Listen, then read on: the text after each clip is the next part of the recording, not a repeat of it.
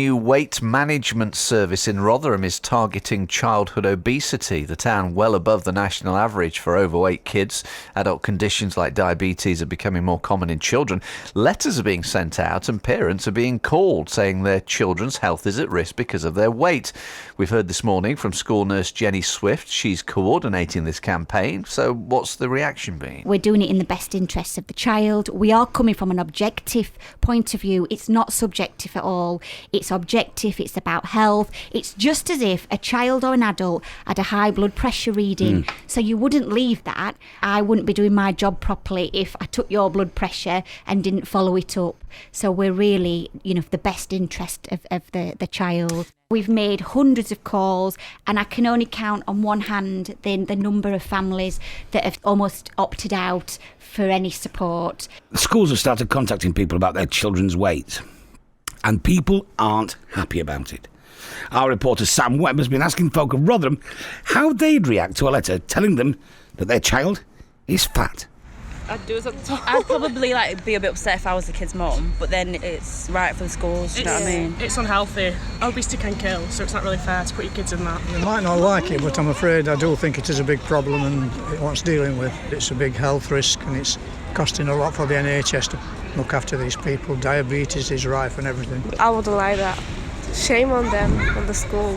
It's just like a bully. There are a lot of obese kids, I must admit. Can you understand parents giving excuses or saying... People can have excuses for everything. Yeah. It's an easy option, isn't it? I've seen plenty of overweight kids walking around. I mean, vastly overweight. It's obvious by looking at them. It's all to do with the food that they're eating and the lack of exercise and staying in, watching TV or playing on their Xbox. I think, Ruth, they've got no right to comment on your child. Your child is a parent's right to see to your child. It's my child. If I see my child's obese, then I'll deal with that myself. School or nurses or anybody else shouldn't have a say. So it's me who will see to her. This is a bit of a myth, isn't it? Well, as long as they're happy, as long as they're fine. Well, that's not quite true. I have to take tablets every morning because my blood pressure's too high because I've spent my adult life overweight. Jenny Swift is coordinating the campaign to get more parents on side. Jenny, good morning. Good morning, Toby. So tell us about this campaign. Tell us about how it works. Can I just say, the National Childhood Measurement Programme is not a new programme. It was set up in about 2006 to measure children in primary school to assess children that are overweight and obese. So it's not a new thing, but what is quite unique about our service is that we will automatically be following up all the results and attempting to contact parents via the telephone in the first instance to chat about the results. So the school nurses, it's part of the 0 to 19, so school nursing service. So we're the weight, health and attitude management service that's been commissioned by Rotherham Council. So we've been in service for about 3 months now. So that's going to be an interesting phone call, isn't it? You're the first time that the parents had a phone call to suggest that their child may have an issue with his or her weight. Yeah, I mean, they'll have had a letter. Sometimes they don't. We get in before the letter. Yeah. I make hundreds of calls, Toby. Each one... There are themes running through them all, and I always say to parents, and I'm honest, that this is probably one of the most difficult calls I'll make, because it is human nature to become quite defensive if we're making a comment about anyone, if it's child or family or lifestyle or yourself. So we try and go through looking at the results, discussing the results, and just try and be human, really, with the conversation and acknowledge that it is a difficult conversation to have. And this is the point I make. I take 2 tablets every morning for my blood pressure at the moment. And I know as an adult, I need to lose weight. A child, somebody else is in charge of what they're eating and what they're drinking. We've been in service for 3 months, and the reassuring thing is we've got over 200 families engaged.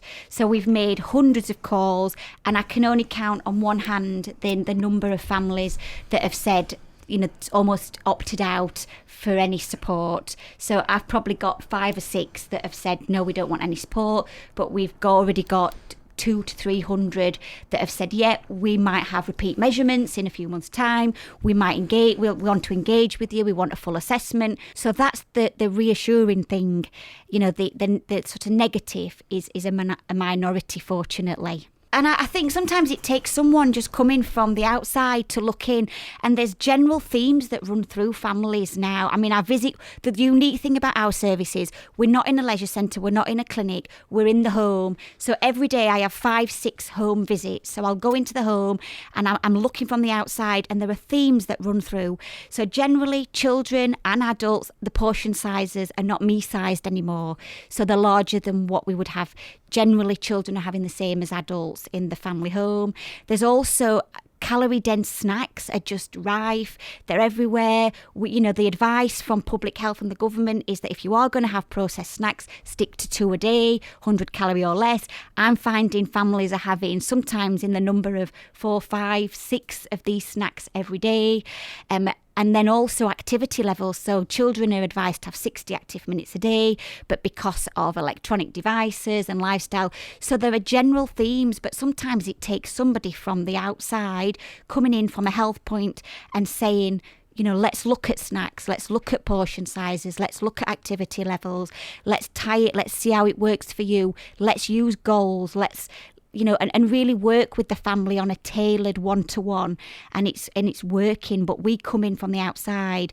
Our programme that we've just done, we had huge successes with parents taking healthier choices and making healthier lifestyle decisions. So it's a two-way thing. It works for the child and it works for the family and parents as well. And what kind of results are you seeing? We've just done a 6-week programme with Rotherham Community Sports Trust that's been awarded by Heart Research UK, and we've seen 100% kind of maintenance and reduction in BMI for children. We've seen, high percentages of positive lifestyle changes, positive attitude to health, reduction in high fat sugar snacks, just with education, motivation, encouragement, but following people up to 12 months, getting in the homes, working with them, not expecting people to come to us. We go to them. We're walking, we're almost in their shoes. We want to find out what it's like being your family and how we can help you. And the results have been fantastic, really, really fantastic. Well, that's brilliant, Jenny. Thanks very much indeed for coming in this morning. Thank you very much. We probably will talk about this later. I've said, I'm getting to 50, but I need to lose weight. I've done that. Everybody does. I wasn't going to be fat at 40, and I now don't want to be fat at 50. Don't make things too complicated. Just go back to basics. So look at portion sizes, snacks, activity levels. People make things, and always said they're on a diet. We're all on a diet. Diet's just nutrition and eating. People put a huge pressure on themselves. Just choose a healthier path and make things simple. And there is that official kind of bristly defensiveness. Yeah. But then as humans, we're talking about a health problem. And I always say, I'm a nurse. It's like I've done a blood pressure. I explain to you, what we found, the results, how we can work. I wouldn't be doing my job if I didn't follow it up. And people often come round if we explain it more in a health term and it's not subjective. I'm not criticising. People often take the call and maybe go away and come back after they've thought about it, because it is human nature to feel a little bit. If you told me I wasn't doing my job properly, I'd probably get a bit defensive and then maybe come back and go, Toby, that advice you were giving me, can we sit down about it? Jenny Swift, thank you very much indeed. If you've had one of these phone calls, do give us a call. Thank you very much indeed. Do give us a call. I'd love to hear from you. 0800 111 49 49. So Jane, tell us about this letter. And what did it say? It said that my son was very overweight based on other children his age in his school and obviously other schools nationally. So how did that make you feel? It made me feel a bit upset because Arthur's got autism. So for him, it isn't just a situation where we've overfed him because we didn't know about nutrition and healthy lifestyle. It was because he's got some sensory issues around food. So it was almost like a generalised letter that a computer had written that, didn't take into account him as a person and what his needs are. And, I mean, really, children with autism and indeed other sensory issues, food can be a real problem in all sorts of ways, can't it? Yeah, definitely. And particularly for Arthur, it's around his sense of smell and trying new food. So, and we've been trying to get help for a long time. He's 5 now. So, we're trying to get him to, when he was a baby, we did baby-led weaning and he used to turn his head away from food and drop food on the floor if he didn't like it. And I just thought that was normal development, and then when he got to 2 and he still wasn't really eating anything. So it's been It hasn't been from, him just sort of stopping eating and being a picky eater. It's been from birth, where it's developed gradually and, come on, where he's got such a restricted diet, and he has a classic beige autistic diet, very carby. Mm. And the difficulty is, of course, that's only one aspect. The food's only one aspect of the entirety that you're dealing with, and obviously, bringing him up with various challenges. So, what happened when you spoke to the support service? Well, initially I thought I'm going to ignore that. I'm not going to do anything about it. But then I thought no, be proactive and do something about it, because we do need to tackle Arthur's weight. We know that there's an issue here, and we know that it's deeper ingrained than just liking and disliking food. So I rang the service, and I spoke to a really nice lady called Jenny, and she said, look, I know the letter's not very nicely worded. It's a computer generalised letter. So when I realised that, I thought, all right, then I give it the benefit of the doubt. So she came out to see me without Arthur initially, and she just said she's going to come and she's going to work for us. She can work with us up to a year, but she came at it she broke down his diet initially, and she said to me, right, how much is he eating? Which has never happened before. Nobody's come and said to me, right, because he's not eating fruit and veg or meat, you're over-substituting with carbohydrates, because he likes garlic bread. That's his favourite. Yeah. So I'd give him a big plate of garlic bread, because I'm thinking in my mind he's not eating anything else, so I must fill up with carbohydrates, because that's what he likes. So she said, no, draw it back and give him a fistful of garlic bread for his fist size. And sugar. So we're starting to look at things nutritionally now, rather than just thinking we're going to load him up with carbohydrates because he likes it. So are you seeing a change? Are you seeing a difference? Well, he's not at anything new, but he's more aware. So he's getting his awareness of, we've got the Change for Life app on our phone, which photographs barcodes, and then he can look at how much sugars and things, because it drops down how many sugar cubes are in things and how much fat, and he loves that, because Jenny's sort of appealed to his mathematical side. He's a bit of a mathematical genius, so for him to be able to see how many sugars and grams, and she's bought sugar cubes, and he's been able to pick sugar cubes out and say, right, this is a can of Coke's got 10 sugar cubes in it, and he loves that. It really appeals to him. So when he's making food choices now, I'll say to him, how many sugar cubes are you allowed a day? And he'll say 5 for his age. And then we'll say about how many is in a packet of party rings or something, and he'll tell me how many there is. So he's more aware, and he's sort of saying, right, well, can you have that? And he's then thinking about what he can have that's got less in, that he likes to eat. Well, I mean, that's just a great way around it, isn't it? It's just one of the things that is upsetting people. We've heard a few of them on there saying, "Look, this is my child. I know what's best.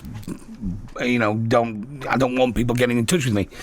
Of course, we don't always know what's best, do we? We get very, that kind of can't see the wood for the trees thing. Bringing children up is really hard, and sometimes you can focus on one thing and just not see another. And that's not because we're bad parents. It's just because we're people. No, exactly. You're not a bad parent. As a trade, I'm a teacher, and I deal with other people's children every day. And and I've taught health and social care for a living. I've worked in the health sector, but you're emotionally attached to that child. So when that child's crying, saying to you, "I really want another piece of garlic bread," or "I want another cheese straw," or something, you feel like you're not feeding them if you starve them and say, "No, you're going to have a piece of fruit," because Arthur will get to the stage where he won't eat. We've taken him on holiday on all inclusive, and he's just not eating all week, and he'll starve himself. So you think, well, I'll just have to give him something, because it's not good not to be eaten as well, And there's a lot of control around food for Arthur, and so we don't really go out for family meals, and we don't go on holiday very often, because he controls the whole situation, and it's about his anxieties around the autism as to why he does that. So we know it's there, and we didn't really know how to deal with it, because I think we need help that's supersedes our expertise in that area, because we don't feel confident dealing with his issues around food. Do you know, I mean, you said you're in teaching, and that's the other one that we get all the time. And I just, whenever we do a story about teaching on here, people will come on and say, well, they don't what they're talking about. Why do they know better than me? I'm the parent. And you think, well, teachers make their living standing up in front of children all the time. Yeah, I bet they know more about that than I do. So I'm quite happy when a teacher tells me, well, good or bad, I'm quite happy to take their advice without going, well, I must be brilliant at this because I once managed to impregnate, well, twice actually, let's brag, to impregnate my wife. You know what you're doing. So I'll take your advice. And I think we need to have that. You know, the council aren't going to come and beat your door down and shout insults at your children. They're there to help on this one, aren't they? Yeah, definitely. And I think teachers they're so busy that getting the 0 to 19 service to come in and look at nutrition for them, they haven't got time to do that. They can talk about healthy eating in class and do little projects, but to tackle one particular child and say, right, we're going to help you not be overweight anymore, it's just a mammoth task. So all the services need to get involved and look at the child from all aspects and find out what they're doing, what they're eating, why they're eating. Is it emotional? Is it, we need to look at all aspects. And teachers don't know it all, but they've got a good idea about what to do. And I think we should be, if your child's overweight, I think as parents, we need to be responsible and say, right, I'm out my depth here a bit. It's okay to say that, and I need a bit of help. Lovely. Listen, thanks very much indeed for talking to us this morning. Really appreciate it, Jane. That's Jane Hutchinson there. Let's talk about this today, shall we? Let's talk about attitudes to weight. Broadcasting to South Yorkshire and North Derbyshire. This is BBC